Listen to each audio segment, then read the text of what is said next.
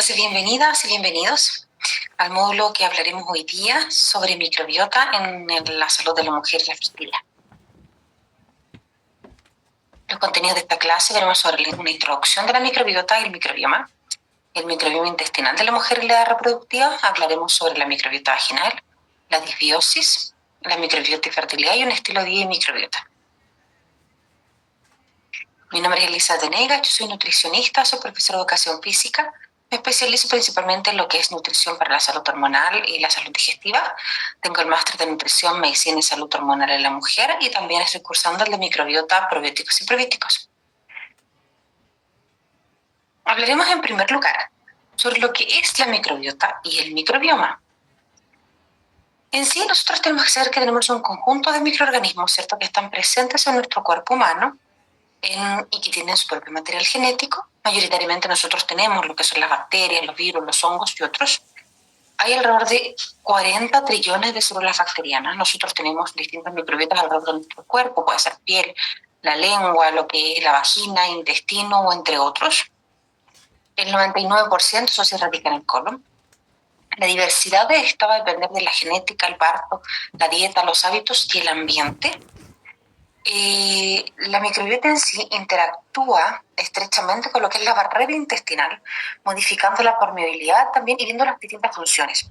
Es importante que nosotros tenemos que contemplar en el caso de, por ejemplo, la barrera intestinal o el intestino, es que nosotros tenemos el epitelio, contemplando que es un tubo, pero si lo imaginamos en una imagen, por ejemplo, plana, vemos el epitelio, arriba va a estar la mucosa y sobre la mucosa van a estar los distintos microorganismos. La interacción que pueden haber entre estos microorganismos, los más comunes, que son, tenemos los bacteroidetes y los firmicutes. Pero aparte, nosotros tenemos que conocer que hay otros microorganismos y que no solo los microorganismos ejercen una función, sino los metabolitos que ellos producen. Pero en relación a lo que tiene que ver con la vida reproductiva o cómo se genera esto a lo largo del intestino y de la edad del adulto, tenemos que radicarnos principalmente en los primeros 2 años, que son los primeros 1000 días, en relación a lo que es, por ejemplo, la parte prenatal.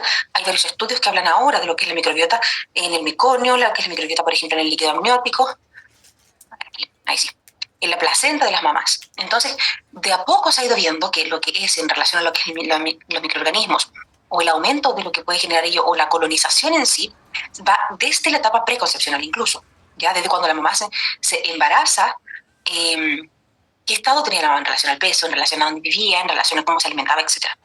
Después nosotros tenemos otra forma de cultivo en sí, que es el nacimiento. Y va a ir variando, de acuerdo si se hace un parto por cesárea, como un parto, por ejemplo, natural. Los microorganismos también van cambiando, de acuerdo si la alimentación, por ejemplo, tiene lactancia materna o si tiene fórmula. Como si en algún momento tuvo un tratamiento también, este bebito le colocaron probióticos, por ejemplo, con vitamina D, o por el contrario, un antibiótico por algún tipo de patología. ¿Y qué va a hacer esto? Que va a disminuir lo que es la diversidad en general de todos los microorganismos. Como también si vive en el campo, como vive en la ciudad. Todos estos cambios, todo esto va a generar que nosotros tenemos una cantidad de microorganismos y son los que nosotros vamos a tener dentro de los primeros 2 años y que va a dar el pie para lo que es la microbiota adulta. Por eso es tan importante, ojalá, en relación a la caracterización de lo que es el microorganismo, no solo ver en el momento ahora, sino ver en general también en lo que fue la adolescencia, en la infancia, cómo estuvo esa colonización de microorganismos de esta paciente. Y ahí va porque nosotros tenemos que contemplar que hay una expansión de la diversidad bacteriana y que depende de muchos factores. Y que esta expansión al final nosotros la vamos a observar en la infancia, por ejemplo, se empieza a hacer más lenta. Esto incluye también, vamos a ver lo que es la microbiota vaginal. En las niñas, por ejemplo, en la primera infancia me refiero a 1 o 5 años, la diversidad microbiota intestinal sigue siendo un poco menor, por ejemplo, que los niños o los adultos. En esta infancia también nosotros vamos a contemplar que el intestino se vuelve un poco más estable, tienen algunos miembros, por ejemplo, bacteroidetes, cuando ya avanza la edad de hasta 7, 12 años, en la etapa más preadolescente, el número de taxones bacterianos que nosotros vamos a tener, o genes, es un poco más similar o va hacia más a lo que es el adulto. Eso no significa que no se puedan generar cambios, si hay algún tipo de tratamiento antibiótico u otro. Y ya después llega a lo que es la microbiota adulta, entre comillas sana, nosotros vamos a encontrar, por ejemplo, principalmente bacteroidetes con firmicutes. También van a haber porciones, por ejemplo, de actinobacterias, pretobacterias, algunas vericomicrobias, y que ya estos filos bacterianos, a nivel de adulto, son lo que la idea de poder lograr una diversidad de distintos tipos, ya sea alfa o beta, amplia en relación a lo que es en el adulto sano. Y obviamente esto es distinto en relación a lo que ya partíamos nosotros los primeros 2 años con el bebé. Ya después, cuando el adulto pasa a ser adulto mayor, hay una disminución de lo que es los microorganismos, ya sea a nivel intestinal, a nivel de la piel, etcétera, que es relativamente fisiológica, se vuelve, por ejemplo, una microbiota un poco más inestable, menos diversa, y que está asociada principalmente con lo que son incluso procesos inmunológicos y de inmunocompetencia, que son fisiológicos en el adulto mayor. La adquisición también, obvio, va a depender de lo que es la alimentación. ¿Qué pasa en los primeros años de vida? ¿Ya? Es súper importante, y nosotros muchas veces, incluso en los primeros años, algunos papitos menosprecian un poco lo que tiene que ver, obvio, no conocen entender mucho de la microbiota, solo saben, por ejemplo, que en algunas fórmulas lácteas vienen algunos FOS, dice GOS, algunos no les llaman la atención, no conocen, o que el hecho también, por ejemplo, de alguna enfermedad, o el hecho que el sistema inmunológico, porque presenten urticarias, o que presenten, por ejemplo, también algunos llantos o cólicos, puede ser también signo de una baja diversidad de microorganismos. Y vamos a ver cómo puede afectar esto incluso en la vida de la mujer, ¿ya? Es importante en relación que todos los pasos que nosotros hemos conversado en relación, por ejemplo, a lo que tiene que ver si se le incorporan unos azúcares, qué tipos de proteínas va a consumir, y eso me refiero a la infancia, o como también puede ser la preadolescencia o adolescencia, van a influir posteriormente a lo que es, sí o sí, los microorganismos o la diversidad microbiana que va a tener el adulto. Entonces, si nosotros vemos ya a una mujer adulta, estamos viendo en la edad reproductiva, y hablamos del microbioma intestinal, ¿qué podemos conversar de esto? ¿Cómo está compuesta este microbioma intestinal? Entonces, vamos a ver acá, por partes. Nosotros vamos a ver que al final el microbioma intestinal va a ir variando y hay una relación que se ha visto bastante completa en lo que tiene que ver, por ejemplo, en el útero con el intestino, en relación a lo que tiene que ver con la boca y el intestino, en relación a algunas patologías, hígado, lo que es la piel. Si nosotros vamos más a este otro lado de acá, podemos ver lo que es la microbiota vaginal. Y acá salen los distintos microorganismos principalmente que se encuentran en la microbiota vaginal. Nosotros los vamos a revisar también más adelante, pero principalmente el mayor porcentaje es alrededor de lactobacilos, distintos tipos.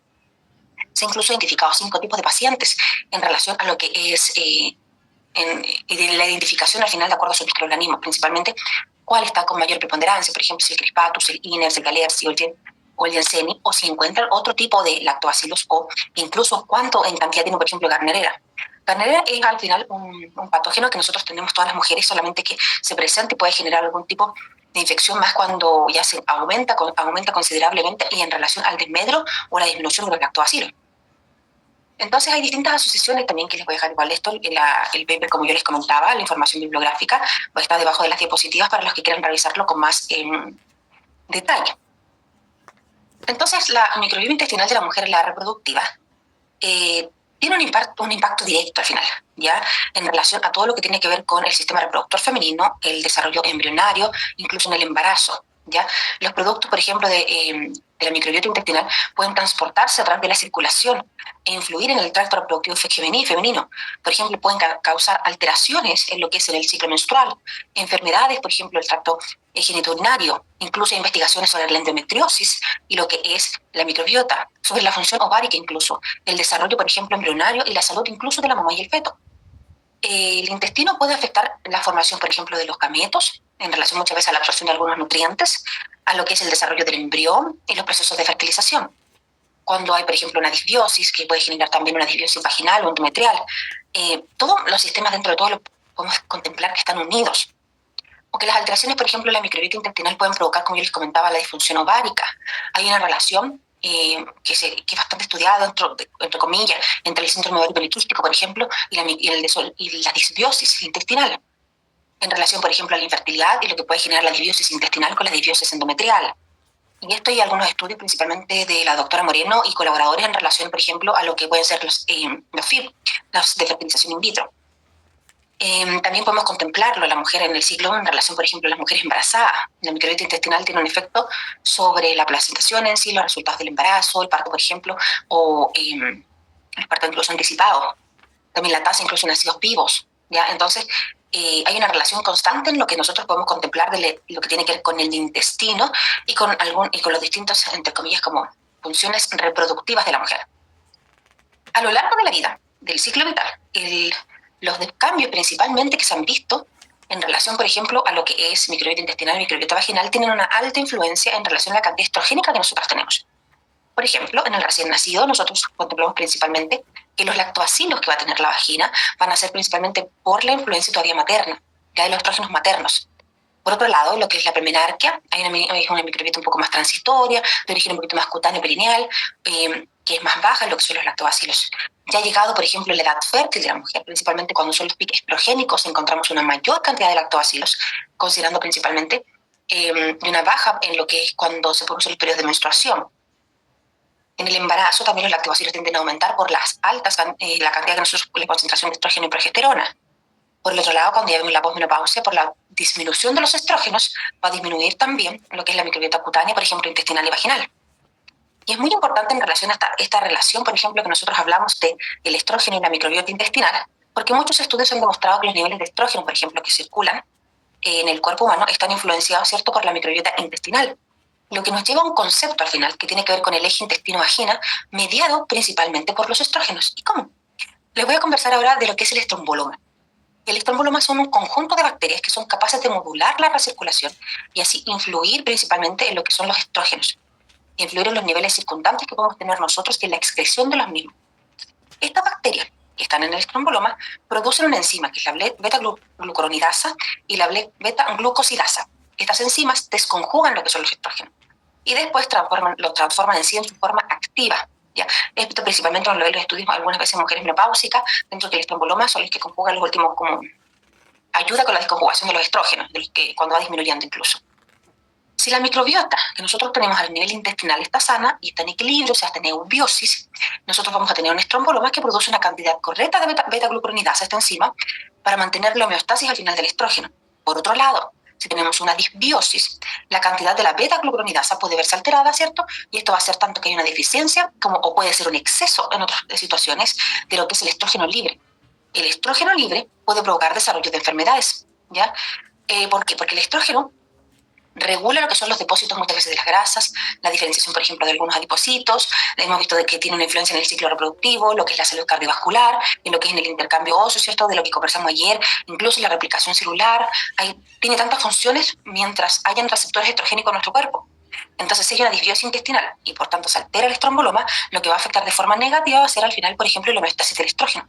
Y así consecutivamente por lo que hemos conversado, distintas enfermedades, y dentro de las cuales se ha visto incluso en este estudio que es bastante interesante, en relación al estrombóloma, partiendo por una disbiosis intestinal, donde al final hay una disminución de lo que son los gram negativos y un aumento de los gram positivos, y que va a desencadenar al final una intervención, por ejemplo, estudios en la endometriosis, anedosis mamário poliquístico, en obesidad, en cáncer, incluso función cerebral. Entonces, es bastante considerable en relación a lo que nosotros podemos contemplar, que este equilibrio a nivel intestinal, cómo influye en lo que es la regulación hormonal.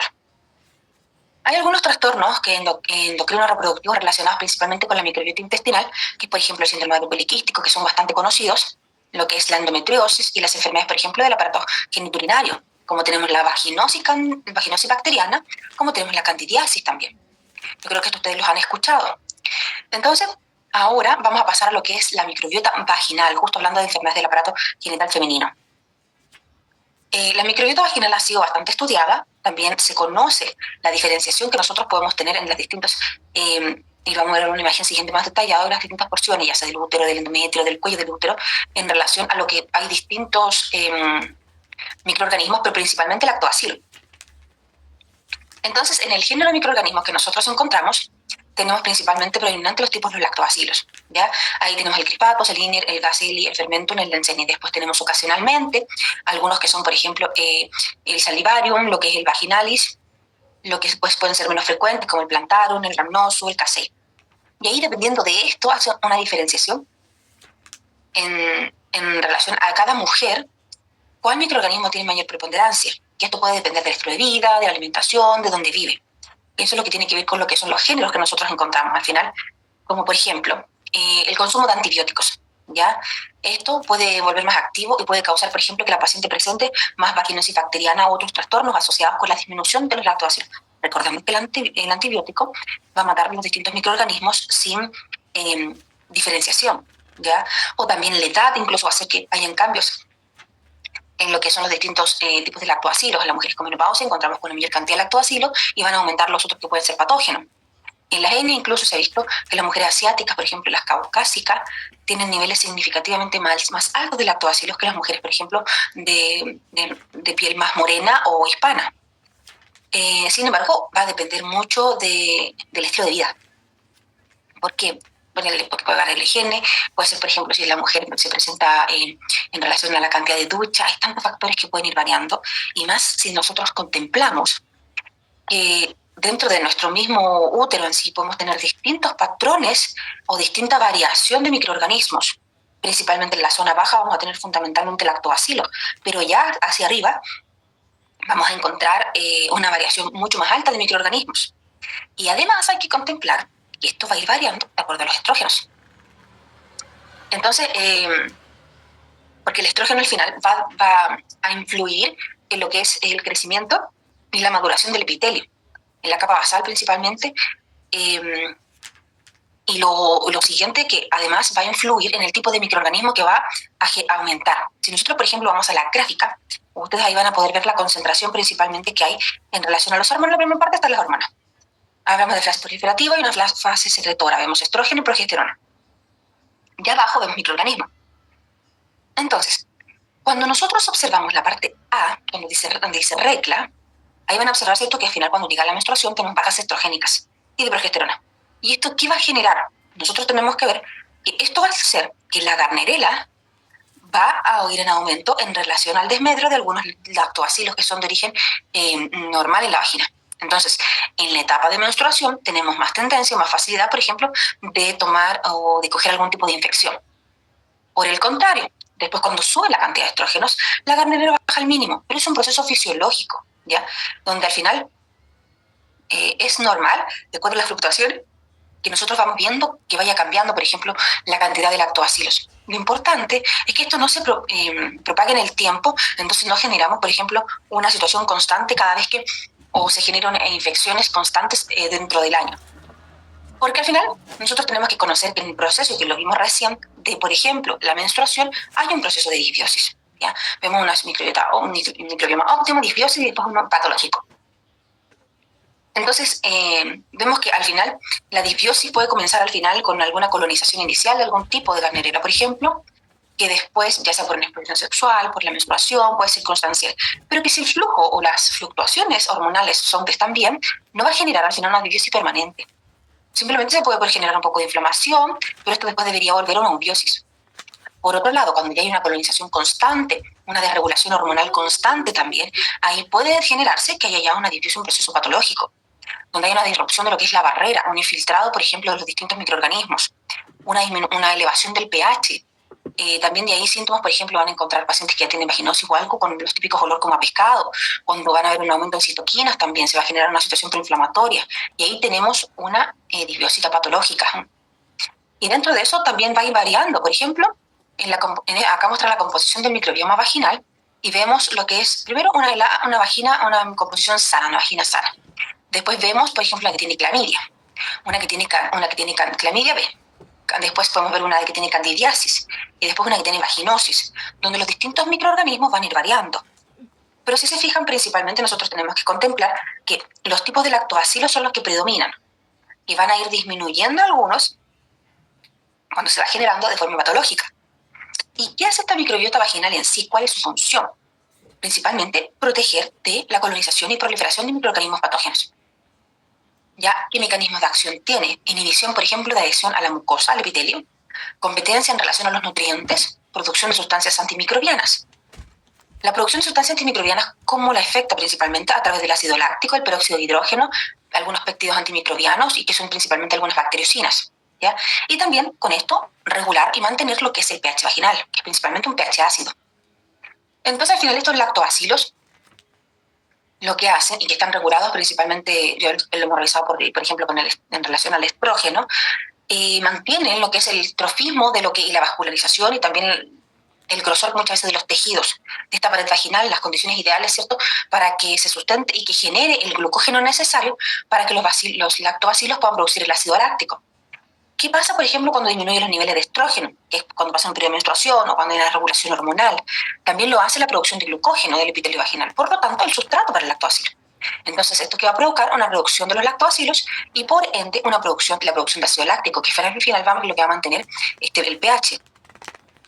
¿Esto qué va a hacer? Que los principales mecanismos que tiene la vagina no van a generar la acidez necesaria, por lo que van a haber un aumento de los gérmenes patógenos. Entonces, tenemos que contemplar principalmente que la desregulación hormonal puede generar lo que son las disrupciones de la cantidad de los lactobacilos y del modo de acción de los lactobacilos.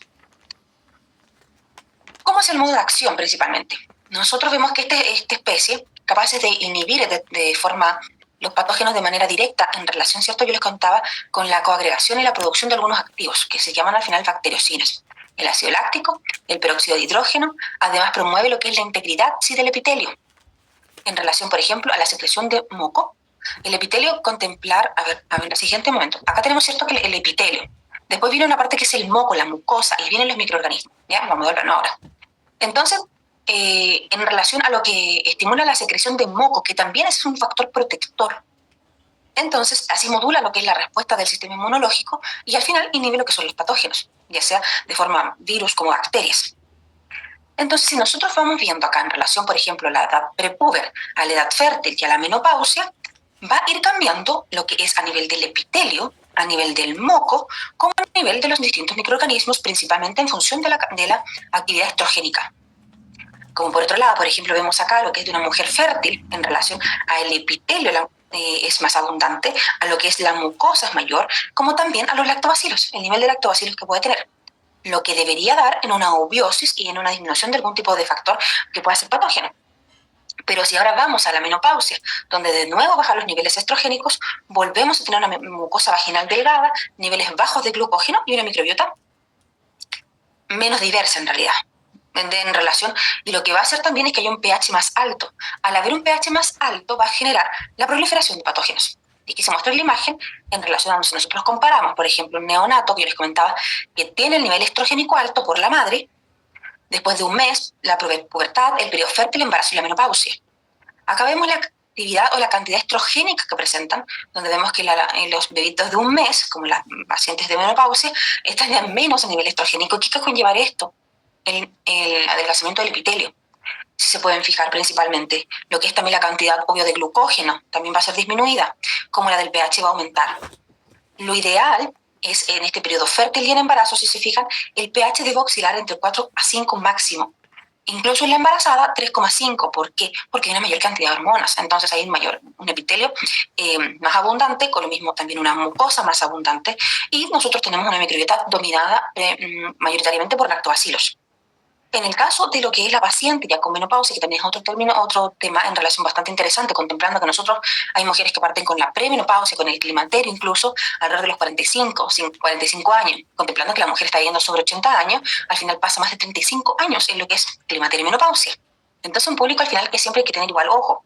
En relación, ¿por qué? Porque en esta época empiezan con sequías vaginales, con prurito, con enrojecimientos, con sangrados, con quemazón, disminución sexual, boliuria y otros síntomas, principalmente que son de carácter fisiológico y que nosotros podemos igual apoyar con la nutrición.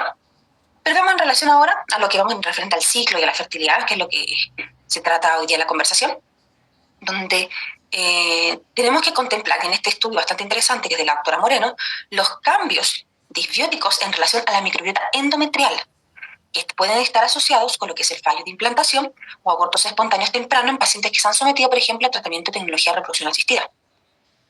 En este caso, sí podemos ver nosotros, por ejemplo, cuando salen niños nacidos vivos, cuando hay abortos o cuando no hay embarazo. Si se fijan predominantemente en el caso cuando hay abortos o cuando no hay embarazo, el microorganismo que está como en rojo que podemos observar acá es la Gardnerella. Entonces, a diferencia de, por ejemplo, cuando están los nacidos vivos, que principalmente vemos lactobacilos. Entonces, en este estudio que realizaban, un estudio de una mujer que era de 28 años, que presentaba infertilidad primaria, durante 2 años había sometido, por ejemplo, a distintos ciclos de fertilización in vitro sin éxito. En esta paciente no se presentaban complicaciones médicas ni quirúrgicas, tampoco tenía obesidad, no tenía, por ejemplo, en relación a virus de VIH, en general hepatitis, completamente sana. El esposo, me acuerdo que también dentro del estudio plantea que tenían resultados de análisis de semen, por ejemplo, normales, ninguna anomalía cromosómica.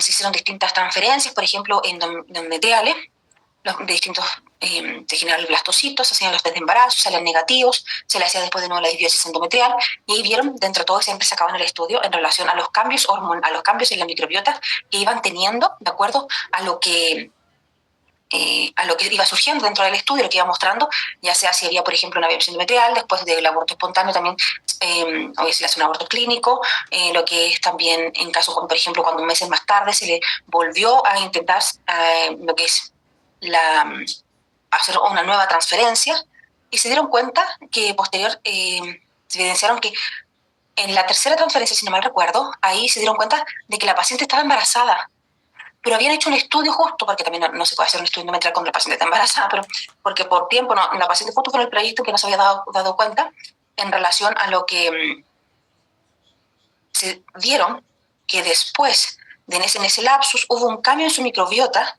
por el tratamiento que le habían entregado, donde aumentaron los lactobacilos, y la comparación, si se fijan, cuando está embarazada, cuando está en el aborto, estos habían aumentado. Entonces entendieron en relación a que en los exámenes de metagenómica, por ejemplo, que los lactobacilos habían aumentado, principalmente el crispatus en el endometrio, y que esto era prevalente y que había generado al final la diferencia en lo que era entre un aborto y un embarazo. Entonces, la microbiota intestinal y la microbiota vaginal de la mujer está principalmente relacionada con lo que tiene que ver con las secreciones de estrógeno circulante. Y al final yo les comentaba, ¿cierto?, que nos llevaba esto a lo que era el término del tromboloma. Los estrógenos, la regulación hormonal, los desequilibrios, por ejemplo, de la microbiota, van a interferir incluso en todo el ciclo de salud fértil de la mujer, incluso en lo que ya en el embarazo, en todo lo que tiene relación con lo que es la etapa reproductiva y fertilidad. Y esto nos lleva a conversar sobre, por ejemplo, lo que es el estilo de vida, cómo puede influenciar también en relación a lo que es la microbiota intestinal, principalmente la microbiota vaginal que estamos conversando ahora. Hay distintos estudios que muestran algunos nutrientes que pueden generar un aumento de lo que es los lactobacilos, o qué cosas pueden generar un aumento de algunos facultativos anaeróbicos, generando una disbiosis vaginal. Y ahí principalmente vemos que tenemos factores que son no modificables como factores que son modificables. Dentro de los no modificables, obviamente tenemos la edad, tenemos la raza, tenemos los cambios estrogénicos muchas veces, que a nivel de microbiota vaginal, o sea, la paciente tiene, por ejemplo, si no está con ninguna patología de regulación hormonal, debería estar bien y no podemos cambiar la cantidad estrogénica que tiene. Por otro lado, tenemos que ver que sí tenemos factores modificables, como son lo que es la dieta en relación a las distintas vitaminas, distintos minerales, como lo que es también la introducción o no de algunos probióticos, como también lo que es la toma de anticonceptivos. Y obviamente tenemos que nosotros recomendar en relación a lo que es la disminución, por ejemplo, de algunos tipos de grasas saturadas, y me refiero principalmente a lo que son procesadas, como también algunos tipos de azúcares, el tabaquismo, lo que tiene que ver con el estrés, puede ser algún interruptor, lo que tiene que ver con las prácticas higiénicas, con lo que algunos hábitos sexuales, que son factores modificables también, pero que pueden influir de forma negativa y generar un aumento de los facultativos anaeróbicos. Además, y esto lo vamos a revisar también más adelante de mayor detalle, lo que tiene relación, por ejemplo, con la alimentación. ¿Qué tipo de proteínas voy a consumir? ¿Cuánto es la cantidad de fibra que debo consumir? En relación, por ejemplo, a la dieta mediterránea. Si nosotros vemos a nivel de microbiota intestinal, es una de la única dieta que tiene la mayor cantidad de estudios en relación al apoyo para la salud intestinal. Y en relación principalmente ahora lo que tiene que ver, por ejemplo, con los probióticos, ya estos estudios son un poco antiguos, pero fueron uno de los primeros que mostraban los indicios importantes en relación a los probióticos, ya sea que de forma oral como vaginal, principalmente que pueden contener las lactobacilos, y que lo importante de esto, y con qué va esta diapositiva, es que es seguro el uso prolongado de estos mismos, que está estudiado que no puede provocar ningún efecto adverso, en relación que también, por ejemplo, evita y ayuda con lo que es la resistencia a los antibióticos, las infecciones recurrentes en la mujer. Y ahí va principalmente el enfoque hacia la terapia preventiva, hacia la salud intestinal, hacia la salud vaginal también. Pacientes que presentan, por ejemplo, vaginosis u otros constantes, en esta revisión nos habla sobre las aplicaciones clínicas que pueden tener los probióticos en relación, por ejemplo, a las distintas patologías ginecológicas, ya sea principalmente cuando son patologías, por ejemplo, que son recurrentes en relación, por ejemplo, a vaginosis bacteriana u otras. Entonces, donde se han hecho al final distintos estudios y se ha visto la seguridad que pueden tener estos a nivel de la vía oral como vaginal. Y lo importante es incorporarlos en lo que son la recomendación que nosotros damos como nutricionistas o como profesionales de la salud en relación a lo que es la salud intestinal, como hacia la salud vaginal, en forma de prevención, para poder ver si, en forma de prevención en el tratamiento, por ejemplo, de lo que es la salud intestinal. Entonces, como resumen, ya que esto igual lo vamos a revisar en lo que tiene que ver en la parte en el tercer módulo sobre nutrición. El tracto genital inferior, ¿cierto?, de muchas mujeres en edad fértil reproductiva está colonizado principalmente por lactobacillus. Ya nosotros tenemos que ver que la composición de la microbiota vaginal va a ir variando dependiendo de las concentraciones estrogénicas fundamentalmente, y pudiendo también verse alterado por la misma por distintos factores que pueden alterar, ya sea en relación a la menstruación o en relación a las relaciones sexuales, valga la redundancia. La síntesis, por ejemplo, de antimicrobianos por los lactobacillus resulta de manera indudable y crucial para el mantenimiento de la homeostasis de la microbiota vaginal. A la luz de los resultados de los ensayos clínicos realizados hasta el momento actual, los probióticos presentan una de las alternativas más prometedoras en relación al abordaje en la prevención de forma terapéutica en las infecciones. Recordar también, y lo vamos a revisar después, en relación para la salud vaginal e intestinal, lo que es la hidratación, alimentación con probióticos, por ejemplo, el uso de los antioxidantes, el uso de lo que son los arándanos o frutos rojos, lo que es el consumo de fibra de cada paciente, frutos secos o fuentes de vitamina E también como nos pueden apoyar en esta salud intestinal y vaginal. Algunos ácidos orgánicos que también se pueden utilizar, todos los tipos de prebióticos, frutas, verduras que nosotros podemos contemplar, y obviamente lo que son los probióticos, los lactobacillus principalmente en estudios que se dan en, por ejemplo, Lactobacillus rhamnosus, el Reuteris, el Plantarum, el Acidophilus. Conclusiones. La microbiota vaginal generalmente va a cambiar a lo largo del ciclo menstrual. Y la estabilidad de esta misma está asociada, ¿cierto?, con el estradiol, con el estrógeno, con lo que es la ovulación, el aumento de la progesterona. Sin embargo, las alteraciones vaginales pueden dar al final resultado de algunas patologías que van a afectar sí o sí la fertilidad de las pacientes. Y eso mismo, recordando que nosotros contemplamos que el ciclo menstrual es un signo vital y que va con el objetivo de generar una ovulación, y ahí hablamos de la etapa fértil de la mujer, es sumamente importante contemplar lo que es la microbiota intestinal como la microbiota vaginal. Muchas gracias, espero que les haya gustado esta clase. Entonces quedo atenta a sus preguntas.